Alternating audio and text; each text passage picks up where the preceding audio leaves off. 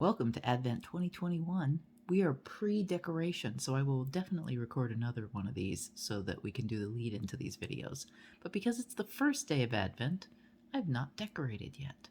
But all month you're going to see videos related to the stuff we're doing to get ready for Christmas.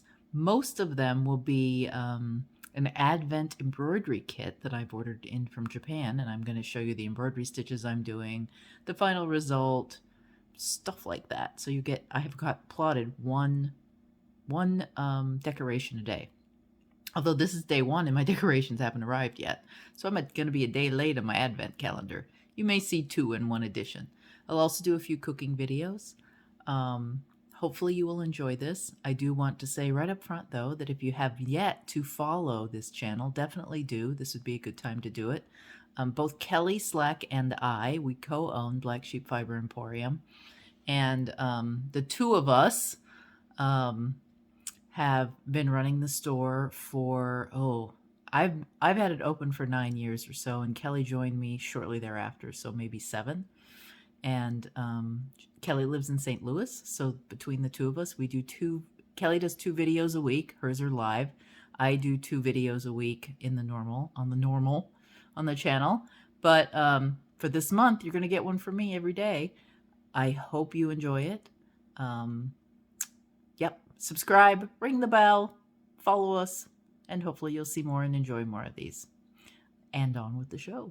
To show you how I'm getting ready for Christmas. I don't remember if I showed you this before, but I have some Christmas Santa fabric, and I'm going to be drafting myself a dress today. Remember my green sheath project for my friend Ilian's wedding, which I don't think I've shown you the finished product for, so that will also be in this video.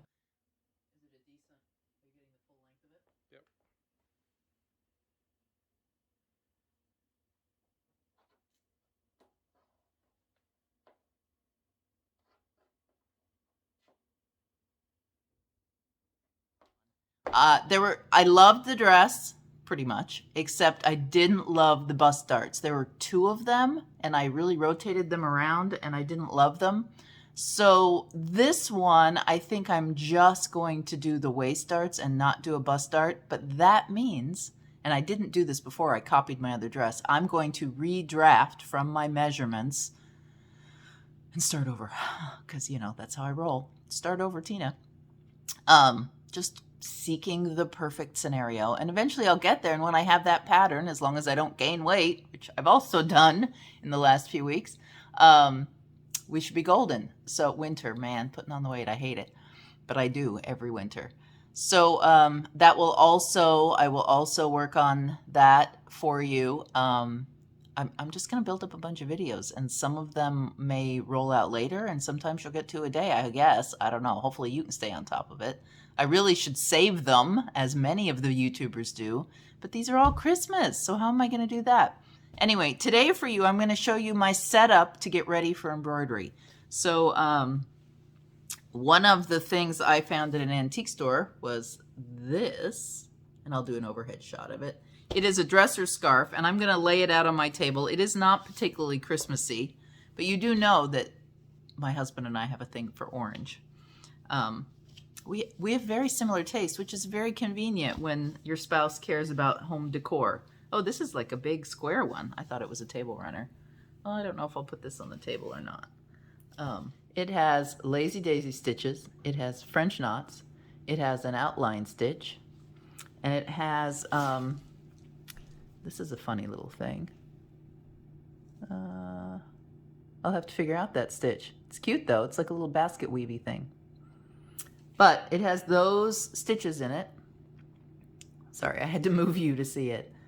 And I will show you how to do some of those. I also, digging through my stuff, found this unfinished. I find all these things at antique stores. You know, like Arne and Carlos's unfinished. Sometimes you find not done at all. And it felt like a pretty decent edge, or a pretty decent pillowcase. A lot of these are cheap these days when you buy them brand new. But I have these flowers, have not done these. So I am going to do them, and I'm going to get started on this to show you some of these stitches in preparation for the the Christmas ornaments when they finally arrive. I was also going to show you my embroidery floss. My cotton embroidery floss is all down in Arizona because I do most of my embroidery in Arizona. But while here, I did order this, and yes, I can also get this for you. It is the Moulin Special Etoile, and what it is just a little bit of sparkle. So it's a bunch of colors with a little bit of sparkle in them. I do not know. Oh, look at it. Oh, they gave me patterns too.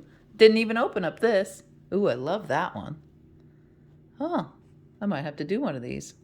Cross stitch, I'm not a fan of cross stitch. I do not like to do cross stitch, but I do love, oh, I see, and that's what this is. Well, I'll just take these and turn them to other stitches. There, Bleh. That's agapanthus. And then a rose and leaves.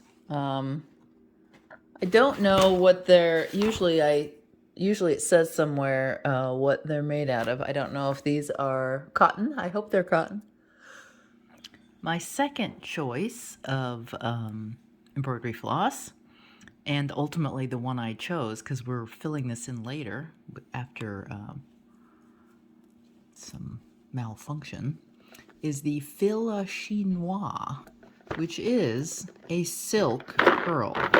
Now normally you think about pearl cotton, and I've already picked out the colors I'm going to use, but this is silk. And it's a very fine silk, but not too fine like some of them are. And it comes in a rainbow of colors. You can buy them by the box. I got 2 boxes so I could get the full rainbow. I don't know if there are more rainbow choices to choose from because I'm missing some yellows. So I may be soon doing another order. We will see. Here's my second box. This one had pinks and purples. So a sort of a turkey red, a rose pink, a purple, a sort of a purpley blue, a dark violet, Christmas red. I've got the green out front with me. This is sort of a tan color and a bright turquoise. I'll show you, well, you will soon see the other colors that I picked, but this is ultimately what I chose to do for this spiffy, nice vintage pillowcase, probably from the 60s or 70s. This is the palette chosen. If I have never said before, and I know I have, these old metal set on a spring embroidery hoops, my absolute favorite. They're so easy to get on and off, and I've never had any trouble with them stretching out, even no matter how cheap. So another thing that I found at an antique store, actually I think I found this one when I was with Tony and Kathy as we went around Silverton, and it's just a cute little sewing box, has a little space for your needles. It has a little bit of, I was super excited to see this one. These are the Best English Crewel Needles. Make sure I'm in the frame here. Best English Crewel Needles, but they're rusty. I was going to use them and let you know how they go. But also in this little box came this little container of boy needles that made in England. It says made in England as well. So at one point, I wonder where boy was made. Frame products, and doesn't say what town. Whereas this one, super cute. So R.H. Macy, Art Embroidery Department, Best English Needles, Crewel. And then when you open up the cute little packaging on the manufactured at Redditch, England. So I know that some of these old mills have been turned into museums. And the next time we go to David's mother's house, I will be taking you there, okay? Because super fun. But just a cute little leather case. And then it says Anna Lindemeyer on the bottom. See if you can see that. Anna Lindemeyer. She put a little label-y thing on it. Cute, cute, cute. And, you know, not the best shape of leather, but I don't care because I'm a sucker. All right, so I've got my needle selected. I've got my project hooped. I need a little pair of scissors. Let's use my crazy flamingo scissors. Of course, I bought these as a gift and never gave them. So now they've become mine. They're easy to keep track of. All right, I'm going to start with the center. So I'm going to start with my green silk. Let's see. Wish me luck. I don't know if I'm going to like this. I've never used it before. I'm going to go with this dark green, and I'm going to fill in the center of my poppy. And then, maybe I should do black in the center and green for the little, I think I'm going to do that. I'm going to go black in the center of my poppy. And then I'm going to do black and black stamens, and then I'm going to do a little green, even though those should be yellow. Oh, so many decisions, so little time. So I don't know if you've ever seen how to open thread before, but it's right there. So you have to peel back a lot of the time. They secure your end for you. Let's see. I can always tear this out if I don't like what I've chosen. But I do love that dark green. All right, there's my first. Now the little trick here is, let's see if I'm going to thread this, but my threading days are, oh, no, I've shredded it. Let's see if I can get it in there. My eyesight has gone with my age. Let's see if we can get that on. Pooh.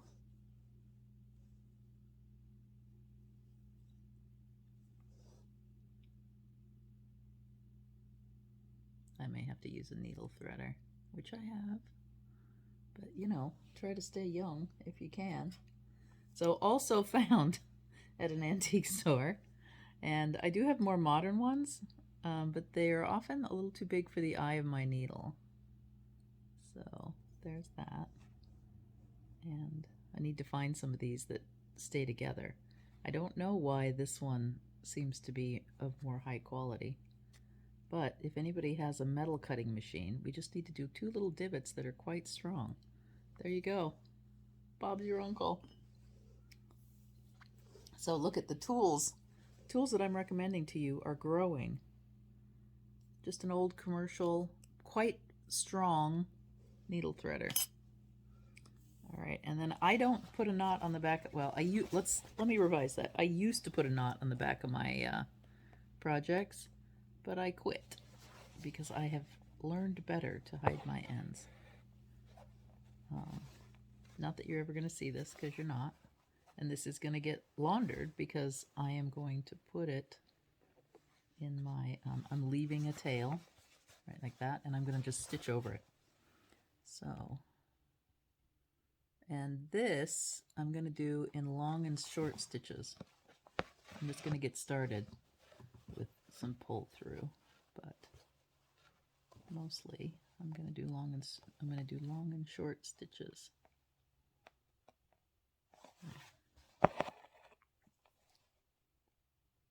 I'll tell you what, it's smooth as butter.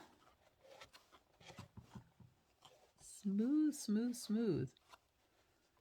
Boy, I might get spoiled with this silk. There we go, and I'm well anchored. I gotta say, this fabric is quite nice too. When I bought this, I bought this when I got to looking at this. I remembered where I got this one. I found this embroidery kit, these 2 pillowcases, at Le Stuff, and I'll put that link down below in the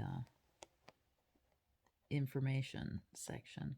Le Stuff Antique Store in downtown Hillsboro, which I will soon be a mere 2 blocks away from.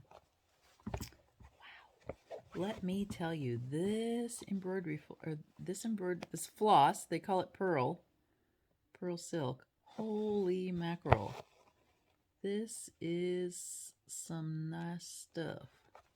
And I could do this satin stitch. I'm just trying to make it a little more dense and less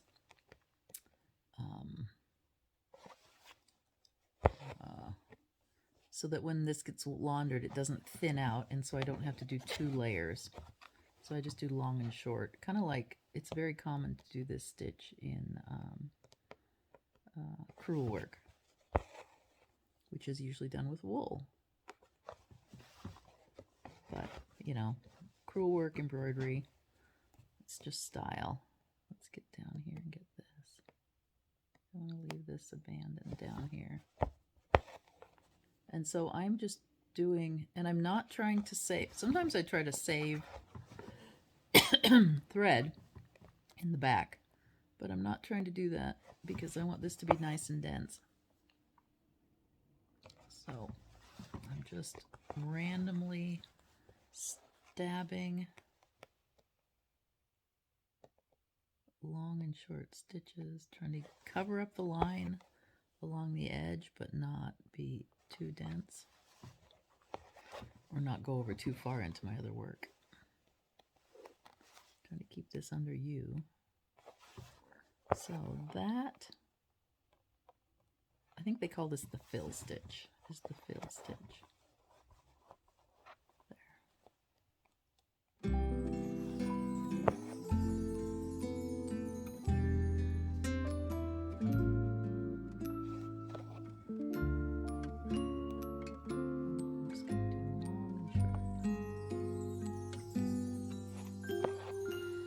Feeling alone, kinda misty, waiting now for you to come. It's cold again, but I know we'll be warm, sitting by the fire and dream. Tell me again with a whisper,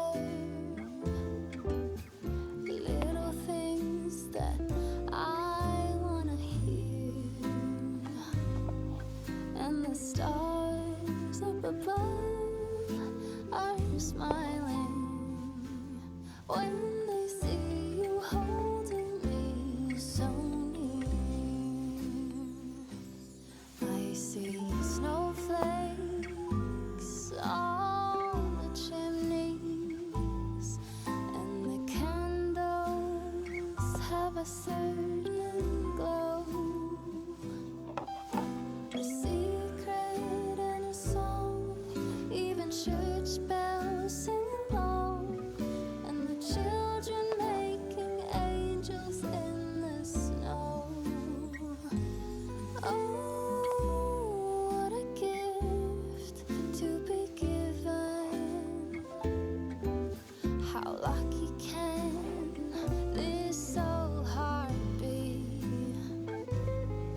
And I fall into peace and silence on a very special Christmas Eve.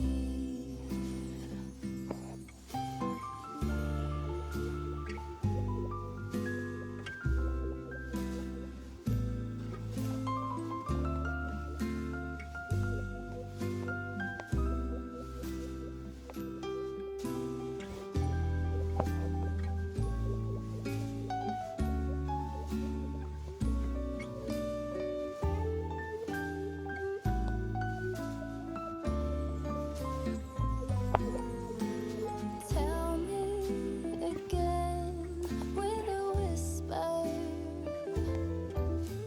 little things that I wanna hear, and the stars up above, they are shining with love, listening to this song playing on, listening to this song playing on.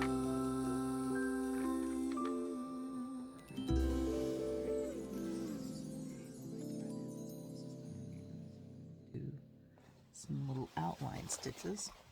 So that was a fill stitch. Now an outline stitch is, and I do it is in, it's like a modified back stitch, sort of. You go in here, and then you go right up close. And if your line's gonna curve, in or out, you want to go on the inside of where it's going to curve. I like to always go on the inside. And I will go up where the needle lands, but then I will move it underneath, as you saw me just do there. There's an outline. These are only 2 stitchers. And then I'm going to move over to the next one, because I'm not doing the little French knot at the end. I'm going to do that out of green. Although, I don't know. What do you think? I keep leaning towards going back to the black.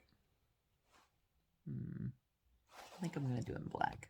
All right, so outline stitch, and then we're going to go to a French stitch. So I may have to do more than one here to get it to stay, but pull your needle out.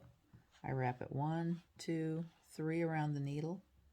Put it back down, not through the same hole. And I'm just going to position this so that it does the best coverage I can see. Down through the hole, not through, down, back through the motif, but not through the same hole. And then give it a tug. And there we go. I might need to, and if you feel like you need to anchor it with another extra stitch, you can absolutely do that. I really don't want to do 2. Let's do that. I'm going to anchor it where I want it. There. There's my little French knot. Then I'm going to go to the next space over. And I'm going to go in one end and do my French knot and go down the other end, because it looks like that makes that French knot land the best way. 1, 2, 3, and down the other end. Pull it. Now, I pull it tight. Pull that French knot tight before you go through the fabric. And I hold it tight with my thumb as I pull it through. There we go. That's the next French knot. And then I'm going to go back with my outline stitch.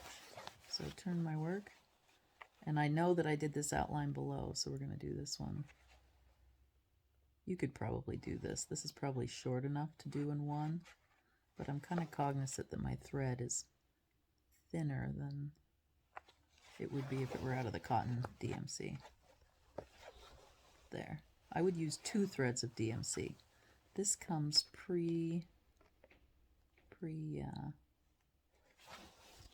now look, so that had a little lump in it that I wasn't happy with. So I'm just going to make a little stitch really tight and anchor it down to pull that up tight, and see how I can make that outline stitch look a little tidier. All right, there we go. This one is a long one, so I'm going to turn it, do my stitch. All right, so the last thing I'm going to show you today is a lazy daisy stitch. And what you do is you pull your thread up through the bottom of the little loops in the design, put it back down through the same, just next to it by a thread, and then pop your needle up through the top of the teardrop, or the bottom of the teardrop, and then we're going to put our needle through the loop that's formed and pull it gently until it hits the line, and then down on just on the other side of that, the tip of that loop. And that is the lazy daisy stitch. And you can, if you feel like it's too loose, which I do feel like this is kind of loose, I can pull my needle up and tighten it just the tiniest bit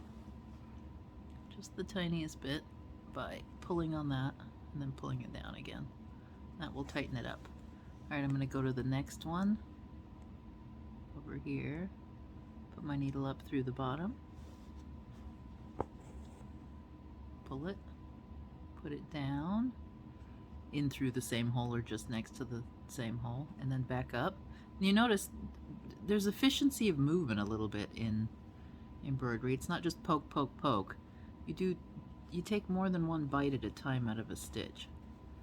All right, and pull that down just so it covers the markings, and then down through, down over your thread and under. Oop, we gotta get that straightened out. I made myself a little slip knot. You know, when you know you haven't made a knot, you should be able to straighten it out. There we go. There, and it looks like I do need to definitely tighten that one up now. But I can pull on that and tighten it up, and there we go.